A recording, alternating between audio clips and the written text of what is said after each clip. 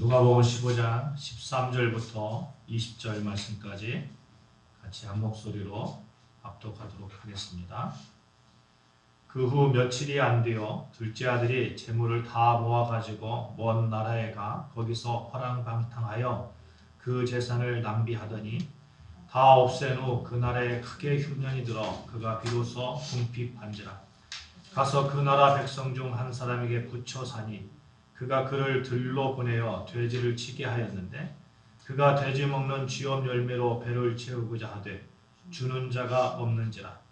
이에 스스로 돌이켜 이르되 내 아버지에게는 양식이 풍족한 품꾼이 얼마나 많은가. 나는 여기서 주려 죽는구나. 내가 일어나 아버지께 가서 이르기를 아버지, 내가 하늘과 아버지께 죄를 지었사오니 지금부터는 아버지의 아들이라 일컬음을 감당하지 못하겠나이다. 나를 품꾼의 하나로 부소서 하리라 하고 이에 일어나서 아버지께로 돌아가리라. 아직도 거리가 먼데 아버지가 그를 보고 측은히 여겨 달려가 목을 안고 입을 맞추니. 아멘. 우리 이렇게 같이 인사하실까요? 하나님이 도와주십니다. 하나님이 내 편이 되어주십니다. 시작. 하나님이 도와주십니다. 하나님이 내 편이 되어주십니다. 시편 118편 7절 말씀을 보면 이런 말씀이 있거든요. 여호와는 내 편이 되사 나를 돕는 자들 중에 계시니. 나를 돕는 자들 중에 누가 계시다고요? 여호와가 계시다. 여호와가 계시다는 거예요. 여러분, 천지를 창조하신 여호와 하나님이 내 편이 되어주신다는 겁니다. 내 편이 되어주셔서 우리가 담대히 여호와께 정직함으로 나아갈 때에 하나님께서는 그 기뻐하시고 그 넓은 손으로 우리를 안아주실 것입니다. 우리는 계속해서 회개에 대해서 은혜를 나누고 있습니다. 지난주에 설교 제목이 뭐였죠? 기억하시나요? 정직한 자에게 주시는 복. 예, 그죠? 정직한 자에게 주시는 복이라는 말씀의 제목으로 우리가 아버지 되신 여호와 하나님께 나아갈 때에 숨길 것 없이 정직하게 고백하고 그 가운데 하나님께서 주시는 기쁨의 복, 즐거움을 누리자, 이런 말씀을 나눴습니다. 여러분, 정말 그런 것 같습니다. 속에 있는 것 하나까지도 여호와 하나님은 아시지만 우리가 그것을 하나님께 그대로 올려드릴 때 우리는 한없이 겸손해질 수 있는 거예요. 겸손해질 수 있고.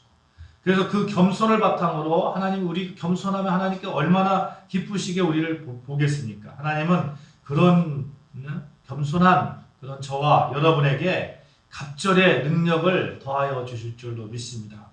여러분, 정말 우리가 하나님 앞에 정직으로 나아가시기를 주님의 축복합니다. 그 가운데 이 겸손이 바탕이 되는 거니까 그 겸손으로 하나님께 정직으로 나아가면 하나님께서 참 우리를 멋지게 쓰시라고 믿습니다. 오늘 여러분과 함께 정직으로 하나님께 나아가는 자가 가져야 될 어떤 행위, 실천에 대해서 은혜를 나누고자 합니다. 여러분, 후회한다는 것과 회개한다는 것의 차이가 분명히 있습니다. 후회한다, 또 회개한다 하는 그 차이, 무엇일 것 같습니까? 많은 경우 종종 우리는 후회를 회개라고 착각하는 거예요. 기도 가운데, 찬송 가운데 뜨거운 눈물을 흘리면서 하나님, 제가 어저께 이런 일을 했습니다. 하나님, 정말 죄송합니다. 잘못했습니다. 가슴을 치고 회개를 하지만 기도의 자리에서 일어나서 여전히 옛 모습 그대로의 경우를 가지고 있다면 그건 회개가 아닌 거죠. 후회한다는 것과 회개한다는 것은 그래서 분명한 차이가 있습니다. 후회는 나에게 집중하는 것입니다. 나에게. 회개는 하나님께로 방향을 트는 것입니다. 하나님께로. 성경에서 이 차이를 극명하게 보여주는 두 인물이 등장합니다. 바로 가룟 유다와 베드로입니다. 이 두 사람 모두 스승인 예수님을 배반했던 사람입니다. 베드로는 예수님 배반하지 않았어요? 배반했잖아요. 가룟 유다도 배반했습니다. 가룟 유다는 예수님을 은 30을 팔았고, 베드로는 예수님을 자기도 죽을 것 같으니까 사람들 앞에서 나는 예수님 모르는 사람이라고 이렇게 배반했던 사람입니다. 두 사람 모두 자신의 잘못을 깨닫고 뼈저리게 후회했습니다. 똑같습니다. 가룟 유다는 자신이 판 피가 무죄함을 알고 스스로 뉘우쳤어요. 그리고 대제사장과 장로들에게 이게 돈을 이렇게 돌려주려고 합니다. 돈을 돌려주려고 하니까 대제사장이 그거 받지 않는 거예요. 야, 이미 뭐 끝났는데 뭐 받냐 이러면서 네 피는 네가 가져가라 하면서 이제 안 받는 거예요. 그러니까 가룟 유다가 은을 성수에다가 던져버립니다. 은을 성수에 던져버려요. 여러분 그런 기억 없으십니까? 뭔가 이렇게 좀 뭔가 잘못했는데 그걸 가지고 너무 찔리니까 그쪽에 막 던져버리는 그런 경우. 여러분 가룟 유다가 지금 그러고 있는 거예요. 가룟 유다는 은을 성수에 던져버렸습니다. 강한 자책감, 후회, 눈물 가룟 유다에게 있었다는 겁니다. 그런데 그는 후회하는 데서 끝났습니다. 그는 죄의 자리를 박차고 아버지께로 돌아가는 대신에 스스로 자신을 정죄하는 거예요. 스스로 정죄하면서 자기 연민의 늪에 빠져서 결국에는 비극적인 종말을 맞이합니다. 반면 베드로는 어떻습니까, 여러분? 베드로는 역시 예수님을 배반한 것은 가룟 유다와 똑같습니다. 가장 가까이서 예수님을 지킬 것처럼 하더니 예수님을 모른다고 합니다. 여러분, 예수님은 관계가 없는 사람이 예수님을 모른다고 하면 괜찮아요. 뭐 그럴 수 있다고 생각하는. 근데 예수님에게 그 맹세까지 했잖아요. 맹세까지. 나는 절대로 주님을 배반하지 않겠습니다. 맹세까지 하고 예수님이 잡혀가려고 할 때 칼을 들어서 막 싸우려고 했던 그런 사람입니다. 그런 사람이 정작 예수님이 잡혀가고 나니까 사람들이 물어보니까 너 예수님 아는 제자 아니야? 물어보니까 나 아니다고. 그것도 3번씩이나. 예수님처럼 잡혀갈까봐, 예수님처럼 고난을 당할까봐 닭 울음소리가 날 때까지 그런 자신도 알아보지도 못했습니다. 그런데 닭 울음소리와 함께 주님과 눈이 탁 마주치니까 깨닫는 거예요. 그 밖에 나가서 후회하잖아요. 심히 통곡합니다. 심히 통곡해요. 근데 그 통곡으로 끝났습니까? 그렇지 않습니다. 그는 부활하신 주님 앞에 자신의 수치스러움을 내어놓고 죄를 내어놓고 무릎을 꿇고 다시 섰습니다. 부활하신 주님께서 내가 나를 사랑하느냐 3번씩이나 물어볼 때 얼마나 수치스럽고 했어요. 창피하고 막 마음이 복잡하고. 그런데 베드로가 이렇게 대답합니다. 요한복음 21장 17절 말씀. 3번째 이르시되 요한의 아들 시몬아 내가 나를 사랑하느냐 하시니 주께서 3번째 내가 나를 사랑하느냐 하심으로 베드로가 근심하여 이르되 주님 모든 것을 아시오매 내가 주님을 사랑하시는 줄 주님께서 아십니다. 이런 베드로에게 예수님께서 내 양을 먹이라고 소명을 주시잖아요. 베드로는 후회를 넘어서 내가 주님을 사랑하는 줄 주님이 아십니다. 고백하며 새롭게 방향을 틀었습니다. 사실 우리의 마음속에는 후회한다고 하면서 그것이 도리어 어떤 정서적인 방어 수단으로 쓰일 때가 종종 있는 것 같습니다. 이런 것이에요. 나는 이렇게 괴로워하고 있으니까 내 죄의 대가를 내가 충분히 치르고 있는 거야. 무의식적으로 자기 위안을 삼는 거죠. 그러나 성경이 말하는 회개는 마음의 변화가 반드시 방향의 전환으로 이어지는 것을 의미합니다. 방향의 전환. 히브리어로 회개를 메타노이아라고 하거든요. 마음을 돌이켜 바꾸고 고치다. 마음을 돌이켜 뭐라고요? 바꾸고 고치다. 고치는 것까지 가는 거예요. 생각의 변화와 연결되면서 하나님의 나라의 방향으로 삶을 돌이키는 초청으로 이해된다는 것입니다. 에서가 있잖아요. 에서가. 그는 장자권을 판 것을 후회했을까요? 안 했을까요? 후회했습니다. 막 대성통곡하는 거예요. 근데 울었지만 에서는 성경을 보면 회개했다는 말이 없습니다. 이게 하나님께로 갔다는 그런 얘기가 없는 거예요. 하나님께로. 히브리서 12장 17절 말씀 제가 봉독해 드릴게요. 너희가 아는 바와 같이 그가 그 후에 하나님께 축복을 이어받으려고 눈물을 흘리며 구하되 버림바가 되어 후회할 기회를 얻지 못하였느니라. 회개할 기회를 얻지 못하였느니라. 회개 못했다는 거예요. 회개. 방향을 틀어서 하나님께 가지 못했다는 거예요. 왜입니까? 그의 눈물은 잃어버린 축복에 대한 아쉬움이었을 뿐 하나님과의 관계를 회복하려는 의지적 돌이킴이 아니었기 때문에 그렇습니다. 오늘 여러분의 눈물은 우리의 후회는 어디로 향하고 있습니까? 내 처지에 대한 서글픔입니까? 아니면 아버지를 향한 간절한 그리움입니까? 아버지를 향한 간절한 그리움으로 자리를 옮겨서 하나님 아버지의 풍성함을 누리시는 저와 여러분 되시기를 주님의 이름으로 축원합니다.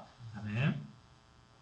오늘 본문의 탕자는 가장 비참한 상태, 즉 돼지 먹이조차 얻지 못하는 극한의 굶주림에 처한 그런 때 어떤 상황의 반전이 일어나는 그런 것을 기록하고 있습니다. 우리는 흔히 우리를 피해야 할 저주의 장소로 이렇게 생각하잖아요. 근데 영적인 관점에서 보면 꼭 그런 것 같지는 않아요.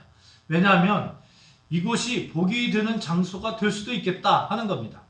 그곳에서 우리의 모든 죄가 무너지고 나약함이 무너지고 가짜 자존심이 무너진다면, 그래서 영이 새롭게 하나님을 향해서 방향을 튼다면 그곳은 축복의 장소가 되는 것이죠.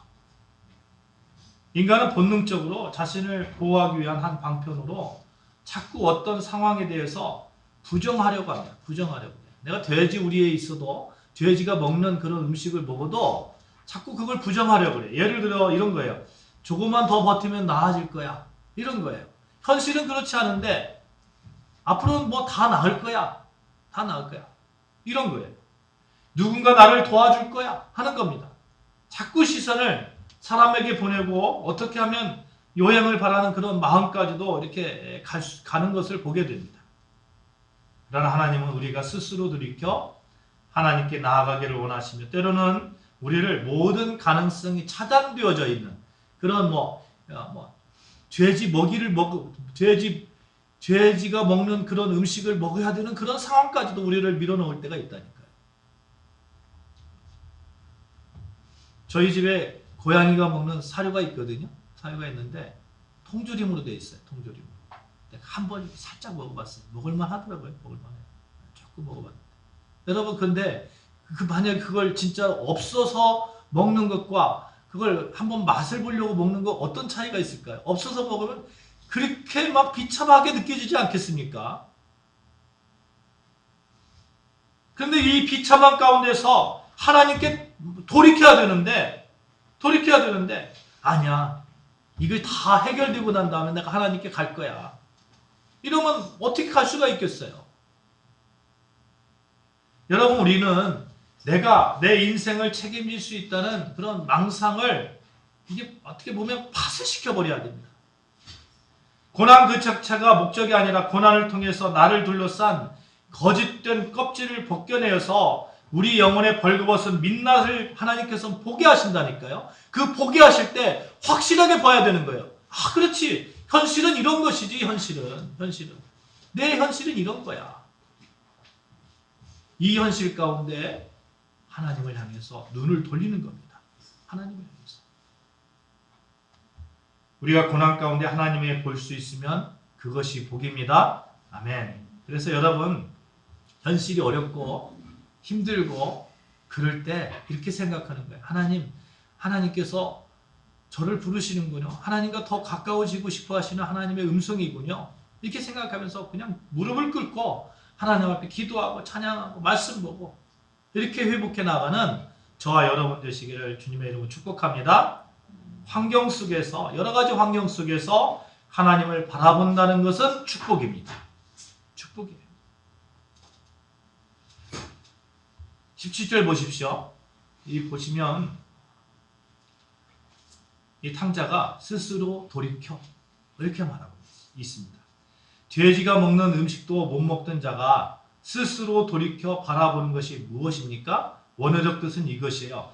자기 자신 안으로 들어갔다, 이런 뜻입니다. 자기 자신 안으로 들어갔다. 스스로 돌이켜 내 자신 안으로 들어갔다, 이런 거예요. 지금까지 탕자의 시선은 늘 바깥이었어요. 세상의 즐거움, 남들의 시선, 당장의 쾌락에만 매몰되었습니다. 그러나 굶주림의 고통이 그를 비로소 자신의 내면으로 몰아넣는 거예요. 자신의 내면을. 그리고 바라보는 것이죠. 무엇을 바라봅니까? 자신의 내면 속에 무엇이 있습니까? 그가 원래 어떤 사람이었습니까? 아버지가 있는 사람이었어요. 나는 원래 내 아버지가 있는데, 나의 아버지는 부자였는데, 나의 아버지에게는 가면 나는 잘 살 수 있는데, 이런 깨달음입니다. 사랑하는 여러분, 그래서 회개는 대단한 신비적 체험이 아니라 지극히 상식적인, 따라해 봅시다. 제정신을 차리는 것이다. 시작. 제정신을 차리는 거예요. 예수 그리스도를 믿지 않는 사람들은요, 믿음이 없는 사람들은 후회는 하지만 회개하지 않습니다. 왜? 하나님께로 갈 필요가 없으니까. 그런데 우리는 예수 그리스도의 제자로서 예수 그리스도를 통해서 하나님의 백성되고 하나님의 자녀가 되었잖아요. 자녀가 되었는데 세상 속에서 하나님을 떠난 자가 제정신을 차리면 어떻게 됩니까? 나에게 아버지가 있는데, 나에게 풍성한 아버지가 있는데, 하나님 아버지가 계시는데 내가 왜 이제 이렇게 살고 있지? 이런 거예요.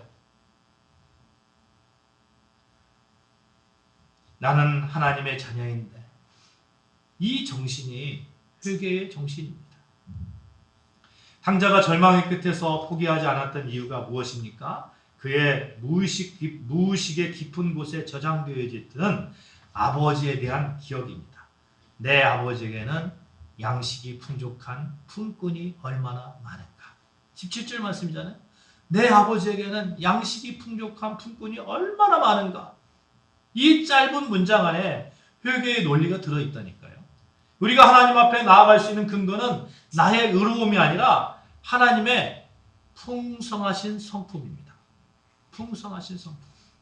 각성이라는 것은 단순히 죄를 깨닫고 슬퍼하는 것에 머무르지 않아요. 죄의 깊이를 보는 동시에 그 죄보다 훨씬 더 넓은 하나님의 자비를 기억해내는 거예요. 기억해내는 거예요.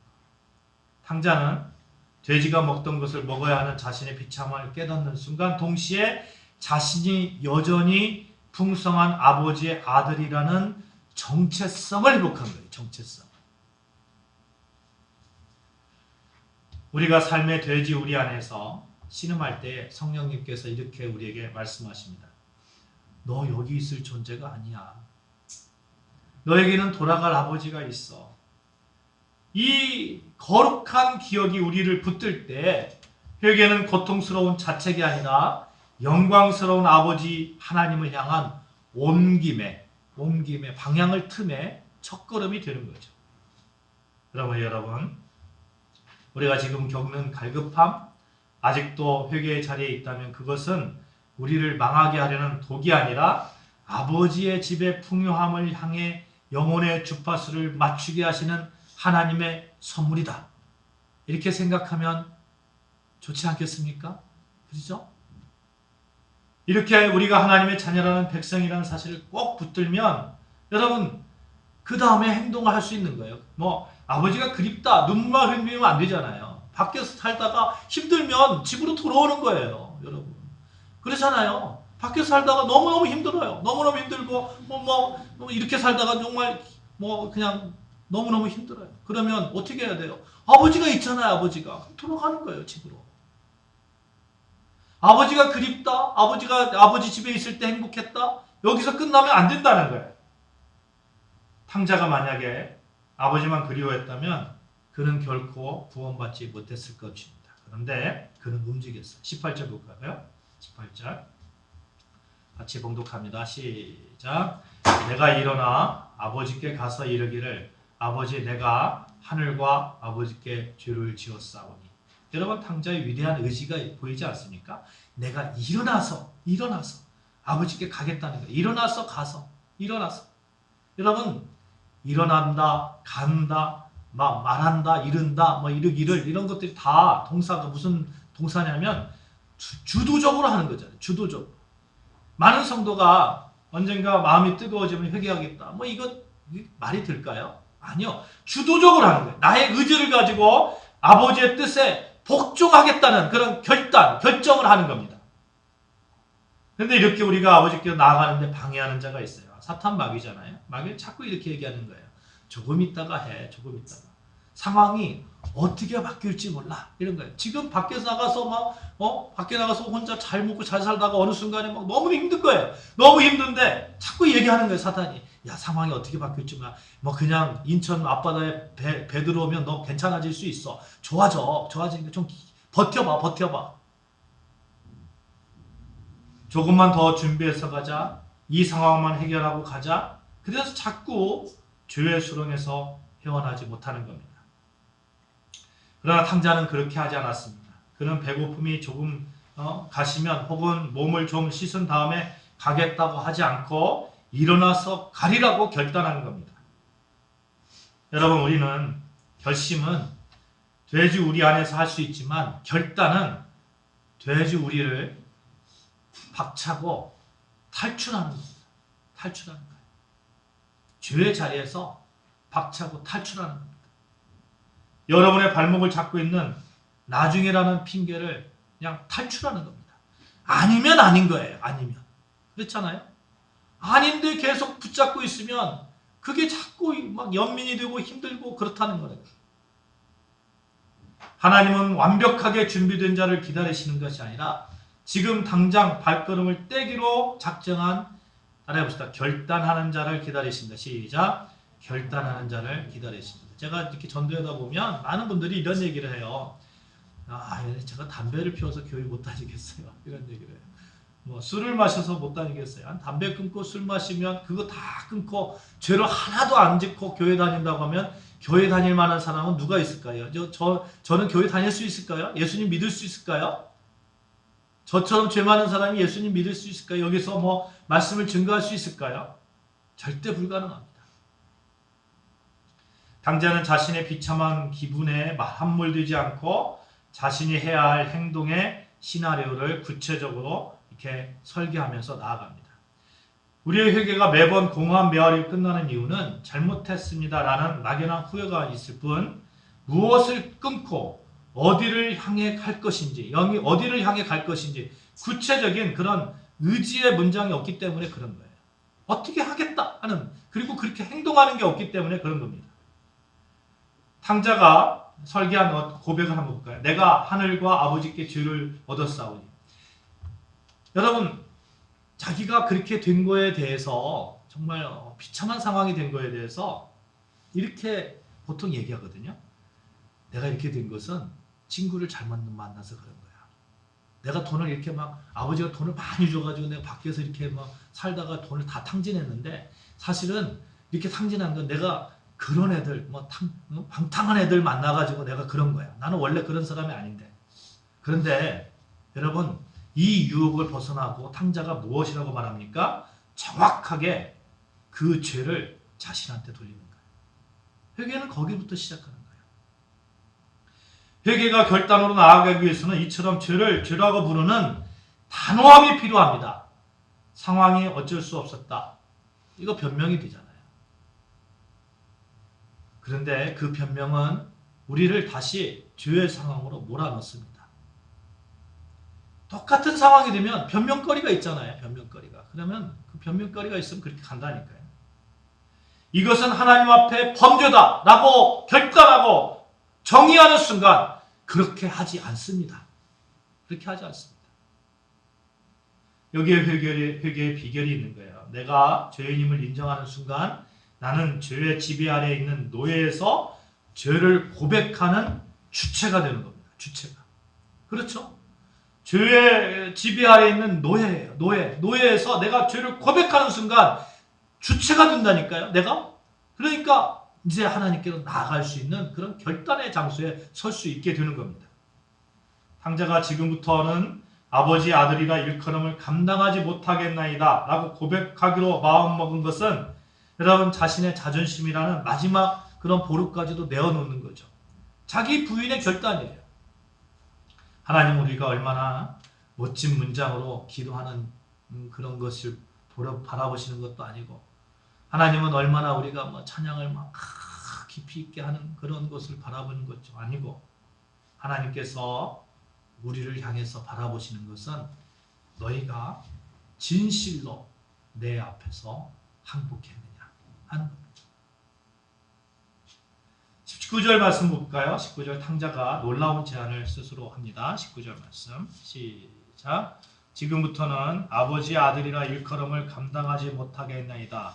나를 품꾼의 하나로 보소서 하리라 하고, 아들의 권리를 주장하던 과거의 교만을 완전히 꺾는 모습까지 보여주고 있잖아요. 흔히 회개를 가로막는 가장 큰 장애물은 어떤 자존심, 또 뭐 수치심, 이런 거 있잖아요. 내가 이 꼴로 아버지께 돌아가면 아버지가 얼마나 나를 비웃을까? 뭐 아버지가 나를 인정하지 않을까?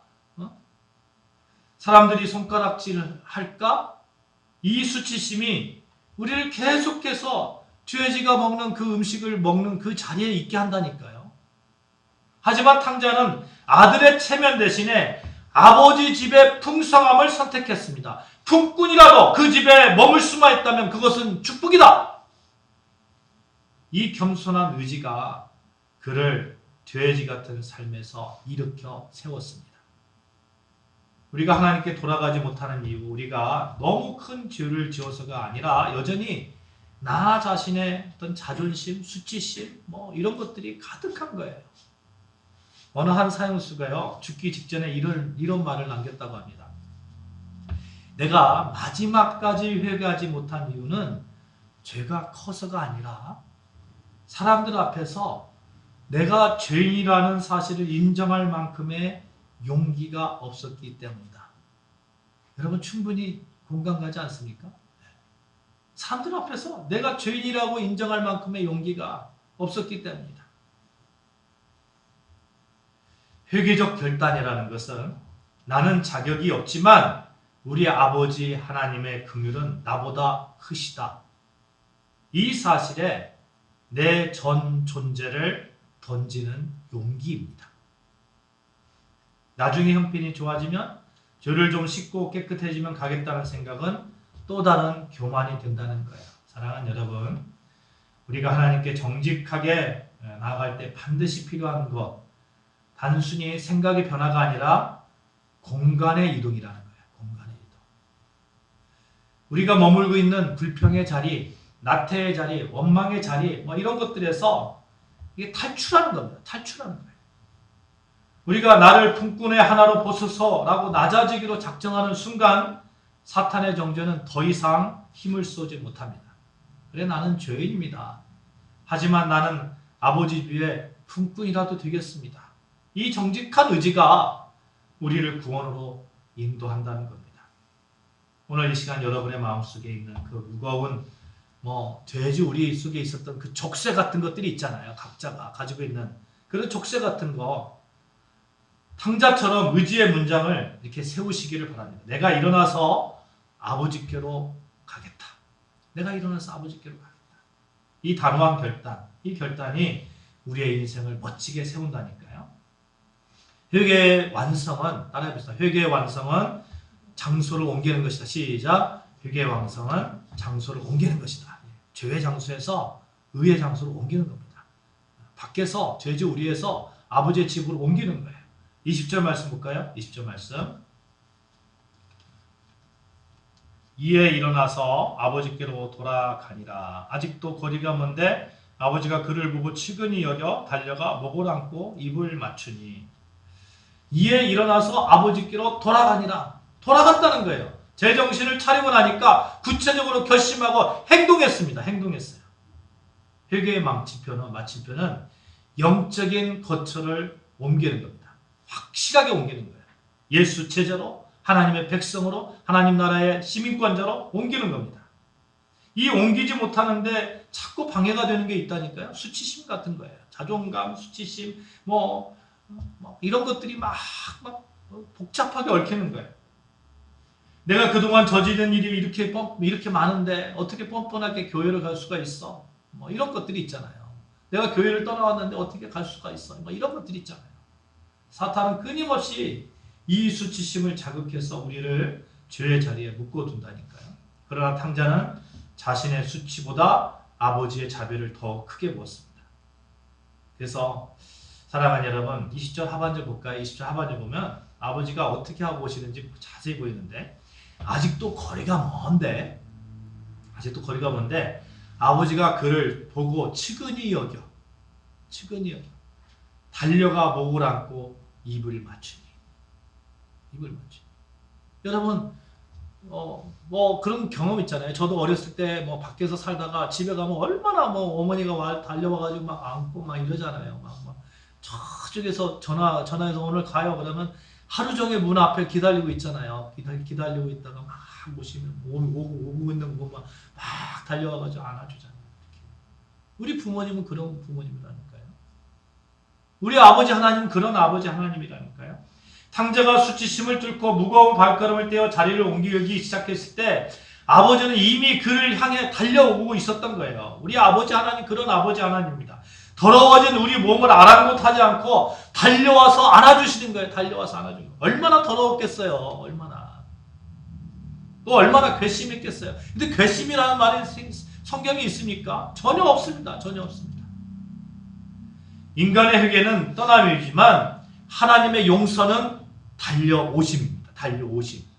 아버지는 달려온다니까요. 문을 활짝 열고 그래 언제든지 들어와라. 이게 아버지의 마음 아닙니까? 탕자가 자신의 죄의 자리에서 한 걸음 내디뎌서 아버지의 집으로 갈 때에 아버지의 그 기다리는 아버지의 모습을 우리가 한번 상상해 보시자고요. 멀리서 아들이 오는 걸 보면서 막 채통 다 던져버리고 막 달려가서 전력 질주해가지고 아들을 이렇게 안아주는 그 모습. 우리 하나님 아버지는 여러분을 그렇게 안아주시는 하나님이시라고 믿습니다. 네. 우리는 죄의 자리에서 거룩의 자리로 하나님의 자리, 하나님 그 나라의 백성으로 하나님 아버지의 집으로 자리를 옮기는 것입니다. 회개의 자리는 단순히 죄를 버리는 것이 아니라 아버지 품, 그러니까 아버지 품이 뭐예요? 거룩한 삶이죠. 하나님 아버지의 거룩함. 내가 거룩하니 너희도 거룩하라고 했잖아요. 하나님 아버지의 그 거룩한 품으로 편입되는 거예요. 탕자는 죄지의 삶을 떠날 뿐만 아니라 아버지의 집이라는 새로운 통치 체계에 들어갔습니다. 그래서 아버지 그 잔치 안에 있게 되는 것이죠. 사랑하는 여러분, 죄와 타협했던 그런 익숙한 장소를 떠나서 비록 낯설고 수치스러울지라도 아버지의 임재가 있는 거룩한 장소로 우리가 매일매일 발걸음을 옮기는 그런 연습을 하자고요.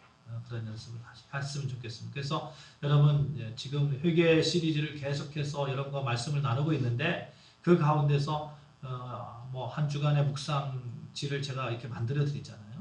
그걸 가지고 오늘 내일 뭐 이렇게 매일매일의 삶 가운데서 아버지께 더 가까이, 주께로 더 가까이 가가는 여러분과 저. 그러면 우리 하나님께서 정말 우리 삶 가운데서 정말 그 멋진 아버지의 자녀로서 백성으로서의 삶을 이렇게 열어놓으시고 우리 삶이 하나님의 나라가 임한 그런 풍성한 하늘나라의 잔치를 우리 삶 가운데서 펼쳐주시라고 믿습니다. 우리가 매일의 삶 가운데서 아버지께 나아가는 여러분과 저 되어지기를 주님의 이름으로 축복합니다. 기도하시겠습니다. 하나님 아버지 감사합니다.